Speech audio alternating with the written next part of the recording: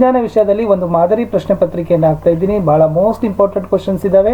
ಪ್ರಶ್ನೆ ಪತ್ರಿಕೆಯಲ್ಲಿರ್ತಕ್ಕಂಥ ಪ್ರಶ್ನೆಗಳನ್ನು ಚೆನ್ನಾಗಿ ಓದ್ಕೊಂಡು ಅಭ್ಯಾಸ ಮಾಡಬೇಕಾಗ್ತದೆ.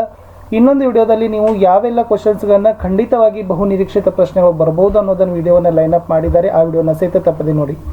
ದಯಮಾಡಿ ವಿಡಿಯೋನ ಲೈಕ್ ಮಾಡಬೇಕು, ಶೇರ್ ಮಾಡಬೇಕು ಹಾಗೂ ಸಬ್ಸ್ಕ್ರೈಬ್ ಮಾಡಲಿಕ್ಕೆ ಮರೆಯಬಾರ್ದು. 9ನೇ ತರಗತಿಯ ಎಲ್ಲ ಪಾಠಗಳ ಕ್ವಶನ್ ಆನ್ಸರ್ಸ್ಗಳು ನಮ್ಮ ಯೂಟ್ಯೂಬ್ ಚಾನಲ್ನಲ್ಲಿ ಇದ್ದಾವೆ. ಅದನ್ನು ನೋಡಬೇಕಾದ್ರೆ 9ನೇ ತರಗತಿ ವಿಜ್ಞಾನ ಪ್ರಶ್ನೋತ್ತರ ಅಂತ ಒಂದು ಪ್ಲೇಲಿಸ್ಟ್ ಲಿಂಕ್ ಇದೆ, ಅದನ್ನು ಒತ್ತಿ ನೋಡ್ಬೋದು. ಆಮೇಲೆ 9ನೇ ತರಗತಿಯ ಅರ್ಧವಾರ್ಷಿಕ ಪರೀಕ್ಷೆಯಲ್ಲಿ ಎಲ್ಲ ವಿಷಯದಲ್ಲಿ ನಾವು ಕ್ವಶನ್ ಪೇಪರ್ ವಿತ್ ಆನ್ಸರ್ಸು ಆಮೇಲೆ ಬಹು ನಿರೀಕ್ಷಿತ ಪ್ರಶ್ನೆಗಳನ್ನು ಹಾಕಿದ್ದೀವಿ.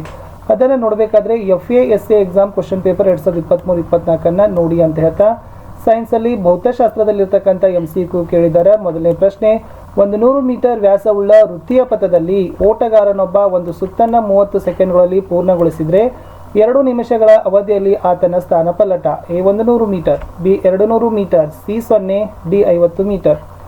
ಪ್ರಶ್ನೆ 2, ದ್ರವ್ಯರಾಶಿ m ಮತ್ತು ವೇಗ v ಹೊಂದಿರುವ ವಸ್ತುವಿನ ಸಂವೇಗ ಏನಾಗಿರ್ತದೆ? A mv², B mv²,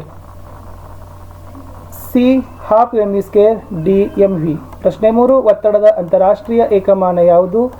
A joule, B pascal, C calorie, D Celsius. ಒತ್ತಡದು ಪಾಸ್ಕಲ್ ಬರ್ತದೆ.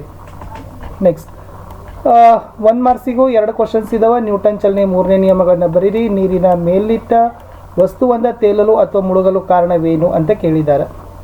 ಇನ್ನು 2 ಮಾರ್ಕ್ಸ್ ಕ್ವಶನ್ಸ್ಗೆ ಕೇಳಿದ್ದಾರೆ. ಪ್ರಶ್ನೆ 6 ಇದೆ, ಚಲಿಸಿದ ದೂರ ಮತ್ತು ಸ್ಥಾನಪಲ್ಲಟಕ್ಕಿರುವ ವ್ಯತ್ಯಾಸ ಕಂಡುಹಿಡಿಯಿರಿ. 7ನೇ ಪ್ರಶ್ನೆ, ಸರೋವರವೊಂದರ ಮೇಲೆ ಯಾಂತ್ರಿಕ ದೋಣಿಯೊಂದ ನಿಚ್ಚಲ ಸ್ಥಿತಿಯಿಂದ ಸರಳ ರೇಖೆಯಲ್ಲಿ 8 ಸೆಕೆಂಡ್ಗಳಲ್ಲಿ ಚಲಿಸಿ 3 ಮೀಟರ್ ಪರ್ ಸೆಕೆಂಡ್ ಸ್ಕ್ವೇರ್ ವೇಗೋತ್ಕರ್ಷಕ್ಕೆ ಒಳಗಾಗಿದೆ. ಈ ಅವಧಿಯಲ್ಲಿನ ಯಾಂತ್ರಿಕ ದೋಣಿ ಚಲಿಸಿದ ದೂರ ಎಷ್ಟು? ಪ್ರಶ್ನೆ 8, ಒಂದು ತೆಳುವಾದ ಮತ್ತು ಬಲಿಷ್ಠವಾದ ದಾರದಿಂದ ಮಾಡಲ್ಪಟ್ಟ ಒಂದು ಶಾಲಾ ಬ್ಯಾಗ್ನ ಪಟ್ಟಿಯನ್ನು ಹಿಡಿದುಕೊಳ್ಳುವುದು ಕಷ್ಟಕರ, ಏಕೆ? ಇನ್ನು 3 ಮಾರ್ಕ್ಸಿಗೆ 3 ಕ್ವಶನ್ಸ್ ಬರ್ತವೆ. ಅದರಲ್ಲಿ 9ನೇ ಪ್ರಶ್ನೆ, ಒಂದು ವಸ್ತುವಿನ ರಾಶಿ ಮತ್ತು ಅದರ ತೂಕ ಇವುಗಳ ನಡುವಿನ ವ್ಯತ್ಯಾಸ ಕೇಳಿದ್ದಾರೆ. 10ನೇ ಪ್ರಶ್ನೆಯಲ್ಲಿ A ಇದೆ, ಒಂದು ರಬ್ಬರ್ ಚೆಂಡು ಅಥವಾ ಅದೇ ಅಳತೆ ಇರುವ ಒಂದು ಕಲ್ಲು ಇವುಗಳಲ್ಲಿ ಯಾವುದು ಹೆಚ್ಚಿನ ಜಡತ್ವ ಹೊಂದಿದೆ? ನಿಮ್ಮ ಉತ್ತರಕ್ಕೆ ಸೂಕ್ತ ಕಾರಣ ನೀಡಿ. B ಇತ್ತು, ಜಡತ್ವ ಅಂದರೆ ಏನು? ಇದರ ಬದಲಾಗಿ ಪ್ರಶ್ನೆ ಕೇಳಿದ್ದಾರೆ, ಜೋರಾಗಿ ಮರದ ಟೊಂಗೆಗಳನ್ನು ಅಲುಗಾಡಿಸಿದಾಗ ಕೆಲವು ಎಲೆಗಳು ಅದರಿಂದ ಬೇರ್ಪಡ್ತವೆ, ಏಕೆ? ವಿವರಿಸಿರಿ. ಈ ಮೇಲಿನ ಸಂದರ್ಭಕ್ಕೆ ಸೂಕ್ತ ಕಾರಣ ವಿವರಿಸಲು ಸಹಾಯಕವಾದ ನಿಯಮ ನಿರೂಪಿಸಿರಿ. 11ನೇ ಪ್ರಶ್ನೆ, ವಿಶ್ವವ್ಯಾಪಿ ಗುರುತ್ವ ನಿಯಮವನ್ನು ನಿರೂಪಿಸಿ. ವಿಶ್ವವ್ಯಾಪಿ ಗುರುತ್ವ ನಿಯಮದ ಪ್ರಾಮುಖ್ಯತೆ ಏನು? ಇನ್ನು 4 ಮಾರ್ಕ್ಸಲ್ಲಿ ಇರ್ತಾ ಕ್ವಶನ್ಸು, ಬೆಟ್ಟದ ಮೇಲಿನಿಂದ ನಿಚ್ಚಲ ಸ್ಥಿತಿಯಲ್ಲಿದ್ದ ಟ್ರಕ್ ಒಂದು ಸ್ಥಿರ ವೇಗೋತ್ಕರ್ಷದಲ್ಲಿ ಕೆಳಮುಖವಾಗಿ ಚಲಿಸಲಾರಂಭಿಸ್ತದೆ. ಅದು 400 ಮೀಟರ್ ದೂರವನ್ನು 20 ಸೆಕೆಂಡ್ಗಳಲ್ಲಿ ಕ್ರಮಿಸ್ತದೆ. ಅದರ ವೇಗೋತ್ಕರ್ಷ ಕಂಡುಹಿಡಿಯಿರಿ. ಟ್ರಕ್ನ ತೂಕ 7 ಟನ್, ಆದರೆ ಅದು ಯಾವ ಪ್ರಮಾಣದ ಬಲವನ್ನು ಹೊಂದಿದೆ? ಅದು ಕಂಡುಹಿಡಬೇಕಾಗಿತ್ತು. ಅಥವಾ 1 kg ತೂಕವುಳ್ಳ ಕಲ್ಲೊಂದನ್ನು 20 ಮೀಟರ್ ಪರ್ ಸೆಕೆಂಡ್ ವೇಗದಲ್ಲಿ ಹಿಮಸಾಗರದ ಮೇಲ್ಮೈ ಮೇಲೆ ಎಸೆಯಲಾಗಿ ಅದು ಸುಮಾರು 50 ಮೀಟರ್ ದೂರ ಕ್ರಮಿಸಿ ನಿಚ್ಚಲ ಸ್ಥಿತಿಗೆ ಬರ್ತದೆ. ಕಲ್ಲು ಮತ್ತು ಮಂಜುಗಡ್ಡೆಗಳ ನಡುವಿನ ಘರ್ಷಣಾ ಬಲ ಎಷ್ಟು? ಮುಂದಿನ ಪ್ರಶ್ನೆ, ಈ ದತ್ತಾಂಶಗಳಿಗೆ ವೇಗ ಕಾಲ ನಕ್ಷೆಗಳನ್ನು ಬಿಡಿಸಬೇಕಾಗಿತ್ತು, ಸೊ ಅದನ್ನು ನೋಡ್ಕೊಡ್ರಿ. ಆಮೇಲೆ ನಕ್ಷೆ ಸ್ವಭಾವ ಆಧರಿಸಿ ವೇಗೋತ್ಕರ್ಷದ ಪ್ರಕಾರ ಗುರುತಿಸಿ ನಿಮ್ಮ ಉತ್ತರಕ್ಕೆ ಸೂಕ್ತ ಕಾರಣ ಕೊಡಿ ಅಂತ ಭೌತಶಾಸ್ತ್ರದಲ್ಲಿ ಇಷ್ಟೆಲ್ಲ ಕ್ವಶನ್ಸ್ ಇತ್ತು. ಇನ್ನು ರಸಾಯನಶಾಸ್ತ್ರದಲ್ಲಿರ್ತಕ್ಕಂಥ ಕ್ವಶನ್ ಏನಂದರೆ, ಪ್ರಶ್ನೆ ಸಂಖ್ಯೆ 14, 110 ಡಿಗ್ರಿ ಸೆಲ್ಸಿಯಸ್ನಲ್ಲಿ ನೀರು ಯಾವ ಸ್ಥಿತಿಯಲ್ಲಿರ್ತದೆ? 15, ಘನರೂಪದಿಂದ ಅನಿಲ ರೂಪಕ್ಕೆ ಮತ್ತು ಅನಿಲ ರೂಪದಿಂದ ಘನರೂಪಕ್ಕೆ ನೇರವಾಗಿ ಸ್ಥಿತಿ ಬದಲಾಯಿಸುವ ಪ್ರಕ್ರಿಯೆ ಯಾವುದು? 16, ಮೊಸರಿನಿಂದ ಬೆಣ್ಣೆಯನ್ನು ಬೇರ್ಪಡಿಸುವ ವಿಧಾನ ಯಾವುದು? ಅದು ಸೆಂಟ್ರಿಫ್ಯೂಸ್. ಅದು ತಮ್ಮೆಲ್ಲರಿಗೂ ಕೂಡ ಗೊತ್ತೇ ಇದೆ. 110 ಡಿಗ್ರಿ ಸೆಲ್ಸಿಯಸ್ ಅಂದರೆ ಅದೇನಾಗ್ತದಪ್ಪ ಅಂದ್ರೆ ದ್ರವ ಮತ್ತು ಅನಿಲ ಅಂತಕ್ಕಂಥದ್ದು ಆಗ್ತದೆ. ಓಕೆನಾ? ಎಸ್. ಮುಂದಿನ ಪ್ರಶ್ನೆ, ಒಂದು ವಾಕ್ಯದಲ್ಲಿ ಉತ್ತರಿಸಿ ಬರಲಿಕ್ಕೆ ಇರ್ತಕ್ಕಂಥ ಪ್ರಶ್ನೆ 3 ಇತ್ತು. ಮಂಜುಗಡ್ಡೆಯನ್ನು ದ್ರವಿಸಿ ನೀರಾಗಿಸುವ ಉಪಕರಣದ ಜೋಡಣೆಯ ಚಿತ್ರವನ್ನು ಬರೀಬೇಕು. ನೆಕ್ಸ್ಟ್, ನಾವು ತುಂಬ ದೂರದಲ್ಲಿ ಕುಳಿತಿದ್ದರೂ ಸುಗಂಧ ದ್ರವ್ಯದ ವಾಸನೆ ಗ್ರಹಿಸ್ತೇವೆ, ಹೇಗೆ? ಕಾರಣ ಕೊಡಬೇಕು. ವರ್ಣರೇಖನದ 2 ಅನ್ವಯಗಳನ್ನು ಬರೀಬೇಕಿತ್ತು. ಇನ್ನು 3 ಮಾರ್ಕ್ಸಿಗಿರ್ತಕ್ಕಂಥ 2 ಮಾರ್ಕ್ಸಿಗಿರ್ತಕ್ಕಂಥ ಕ್ವಶನ್ಸ್ ಇದಾವೆ.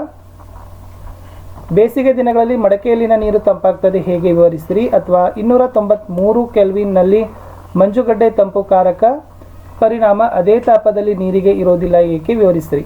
21ನೇ ಪ್ರಶ್ನೆ, ಬೀಕರ A ನಲ್ಲಿ ಸ್ವಲ್ಪ ಹಾಲು ಮತ್ತು ನೀರು ಹಾಕಿ ಮಿಶ್ರಣವನ್ನು ಮಾಡಿ ಬೀಕರ B ನಲ್ಲಿ ಉಪ್ಪು ನೀರಿನ ದ್ರಾವಣವನ್ನು ತೆಗೆದುಕೊಳ್ಳಿ. ನಂತರ ಎರಡೂ ಮಿಶ್ರಣಗಳ ಮೂಲಕ ಟಾರ್ಚಿನ ಬೆಳಕನ್ನು ಹಾಯಿಸಿದಾಗ A ಬೆಳಕಿನ ಪಥ ಯಾವ ಬೀಕರ್ನಲ್ಲಿ ಗೋಚರಿಸಿತು, ಏಕೆ? ಈ ಪರಿಣಾಮವನ್ನು ಏನಂತ ಕರಿತೀವಿ? 23ರಲ್ಲಿ ಇತ್ತು, ಈ ಕೆಳಗಿನ ದ್ರಾವ ದ್ರಾವಣ ಇದೆ, ಅದರಲ್ಲಿ ದ್ರಾವ್ಯ ಮತ್ತು ದ್ರಾವಕ ಯಾವುದು? ಟಿಕ್ಚರ್ ಆಫ್ ಅಯೋಡಿನ್ ಇದೆ ಮತ್ತು ಸೋಡಾ ನೀರು ಇದೆ. 3 ಮಾರ್ಕ್ಸಿನ ಪ್ರಶ್ನೆಗಳಲ್ಲಿ ದ್ರವ್ಯದ ಸ್ಥಿತಿಗಳ ಗುಣಗಳ ವ್ಯತ್ಯಾಸ, ಘನ ದ್ರವ ಅನಿಲಗಳ ವ್ಯತ್ಯಾಸಗಳನ್ನು ಬರೀಬೇಕಾಗಿತ್ತು. ಕಾರಣ ಕೊಡಲಿಕ್ಕೆ ಕೇಳಿದರೆ ನಮ್ಮ ಹಸ್ತದ ಮೇಲೆ ಸ್ವಲ್ಪ ಅಸಿಟೋನ್ ಅಥವಾ ಪೆಟ್ರೋಲ್ ಅಥವಾ ಸುಗಂಧ ದ್ರವ್ಯ ಬಿದ್ದಾಗ ತಂಪಿನ ಅನುಭವ ಆಗ್ತದೆ. ಬಿ, ಬೇಸಿಗೆಯಲ್ಲಿ ನಾವು ಹತ್ತಿ ಬಟ್ಟೆಯನ್ನು ಧರಿಸೋದು ಉತ್ತಮ. ಸಿ, ಮರದ ಮೇಜನ್ನು ಘನವಸ್ತು ಅಂತ ಕರಿತೀವಿ. ಮುಂದೆ 24 ಅಡುಗೆ ಎಣ್ಣೆ ಮತ್ತು ನೀರಿನ ಮಿಶ್ರಣ ಬೇರ್ಪಡಿಸುವ ಪ್ರತ್ಯೇಕನ ಆಲಿಕೆ ಚಿತ್ರವನ್ನು ಬರೆದು ಭಾಗ ಗುರುತಿಸ್ರಿ. 25 ಧಾತು ಸಂಯುಕ್ತ ಮತ್ತು ಮಿಶ್ರಣ ಅಂತ ವರ್ಗೀಕರಿಸಲಿಕ್ಕೆ ಕೇಳಿದ್ದಾರೆ. ಲಾಸ್ಟ್ 4 ಮಾರ್ಕ್ಸಿಗೆ ಕ್ವಶನ್ ಇತ್ತು. ಕೆಳಗಿನ ಪ್ರತಿಯೊಂದನ್ನು ಸಮರೂಪ ಅಥವಾ ಸಮರೂಪವಲ್ಲದ ಮಿಶ್ರಣ ಅಂತ ವಿಂಗಡಿಸಬೇಕು. ಸಮರೂಪ ಮತ್ತು ಅಸಮರೂಪ ಮಿಶ್ರಣದ ವ್ಯತ್ಯಾಸಗಳನ್ನು ಬರೀಬೇಕಿತ್ತು. ಇಲ್ಲಿಗೆ ರಸಾಯನಶಾಸ್ತ್ರದ ವಿಭಾಗದ ಪ್ರಶ್ನೆಗಳು ಮುಗೀತು.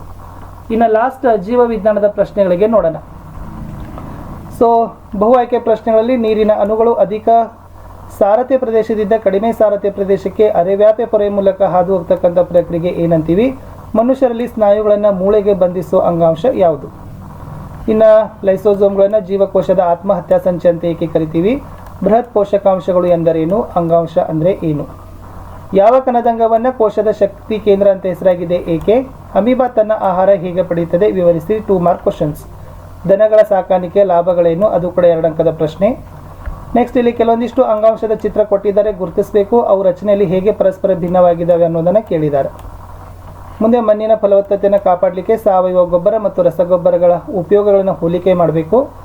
ನೈಸರ್ಗಿಕ ಮೀನುಗಾರಿಕೆ, ಸಮುದ್ರ ಮೀನು ಮತ್ತು ಸಿಹಿ ನೀರಿನ ಮೀನು ಕೃಷಿಗಳ ನಡುವಿನ ವ್ಯತ್ಯಾಸಗಳನ್ನು ಬರೀಬೇಕು. ಅಂತರ ಬೇಸಾಯ ಮತ್ತು ಸರದಿ ಬೇಸಾಯದ ಅನುಕೂಲಗಳೇನು? ಮೀನುಗಳನ್ನು ಹೇಗೆ ಪಡಿತಾರೆ? ಸಂಯುಕ್ತ ಮೀನು ಸಾಕಾಣಿಕೆಯ ಅನುಕೂಲಗಳು ಏನು? ಪ್ರಾಣಿ ಜೀವಕೋಶದ ಚಿತ್ರ ಬಿಡಿಸಬೇಕು. ಕೋಶಪೊರೆ ಮತ್ತು ನ್ಯೂಕ್ಲಿಯಸ್ ಅನ್ನು ಗುರುತಿಸಲಿಕ್ಕೆ 4 ಮಾರ್ಕ್ಸ್ ಕ್ವಶನ್ ಅದ. ಲಾಸ್ಟ್ 5 ಮಾರ್ಕ್ಸ್ನಲ್ಲಿ ಇರ್ತಕ್ಕಂಥದ್ದು ಸಸ್ಯಗಳಲ್ಲಿನ ಸರಳ ಶಾಶ್ವತ ಅಂಗಾಂಶಗಳು ಸಂಕೀರ್ಣ ಶಾಶ್ವತ ಅಂಗಾಂಶಗಳಿಗಿಂತ ಹೇಗೆ ಭಿನ್ನ? ಸರಳ ಅಂಗಾಂಶದ ವಿಧಗಳನ್ನು ಹೆಸರಿಸಿರಿ. ಸರಳ ಅಂಗಾಂಶದ ವಿಧಗಳ ನಡುವಿನ ವ್ಯತ್ಯಾಸಗಳನ್ನು ಕೋಶ ಭಿತ್ತಿಯ ಆಧಾರದ ಮೇಲೆ ಪಟ್ಟಿ ಮಾಡಿ ಅಂತ ಕೊಟ್ಟಿದ್ರು. ಸೊ ಸ್ವಲ್ಪ ಕ್ವಶನ್ ಪೇಪರ್ ತುಂಬಾ ಡಿಫಿಕಲ್ಟ್ ಇದೆ, ಬಟ್ ಚೆನ್ನಾಗಿದೆ. ಯಾಕಂದರೆ ಇಷ್ಟು ಕ್ವಶನ್ಸ್ ಇದೆ, ಸಿಲೆಬಸ್ ತುಂಬಾ ನಿಮಗೆ ಇಂಪಾರ್ಟೆಂಟ್ ಇರೋದ್ರಿಂದ ಕ್ವಶನ್ಸ್ ಇದೇ ಥರ ಅಪ್ಲೈಡಲ್ಲೇ ಕ್ವಶನ್ಸ್ ಇರ್ತವೆ. ನೇರ ಪ್ರಶ್ನೆಗಳು ಇರೋದು ಕಷ್ಟ ಸಾಧ್ಯ. ಬರೀ ಜ್ಞಾನ ತಿಳುವಳಿಕೆ ಎಂದರೇನು, ಅನುಕೂಲ, ಲಕ್ಷಣ, ಮತ್ತು ಇಂಥ ಕಡಿಮೆ ಇರ್ತವೆ. ಬಟ್ ತಿಳಿದುಕೊಂಡು ಬರ್ತಕ್ಕಂಥ ಅನ್ವಯ ಸಾಮರ್ಥ್ಯದ ಪ್ರಶ್ನೆಗಳು ಹೆಚ್ಚು ಕೇಳ್ತಾ ಇದ್ದಾರೆ. ಸೊ ಆ ಪರ್ಪಸ್ ಆಗಿ ನಾನು ಇದನ್ನು ಏನು ಮಾಡಿದ್ದೀನಪ್ಪ ಅಂದರೆ ಕೊಟ್ಟಿದ್ದೀನಿ. ಸೊ ಖಂಡಿತವಾಗಿ ಇನ್ನೊಂದು 2-3 ವಿಡಿಯೋಗಳನ್ನು ಹಾಕಿದ್ದೀನಿ 9th ಸೈನ್ಸಲ್ಲಿ. ಸೊ ಅವುಗಳನ್ನೆಲ್ಲ ಕೂಡ ನಾವು ನೋಡಬೇಕು. ವಿಡಿಯೋಗಳನ್ನು ಲೈಕ್, ಶೇರ್ ಹಾಗೂ ಸಬ್ಸ್ಕ್ರೈಬ್ ಮಾಡಲಿಕ್ಕೆ ಮರಿಬಾರ್ದು.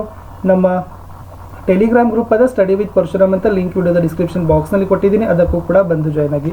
ಸಿಗ್ತೀನಿ ಇನ್ನೊಂದು ಹೊಸ ವಿಡಿಯೋದಲ್ಲಿ. ಅಲ್ಲಿಯವರೆಗೆ ಟೇಕ್ ಕೇರ್.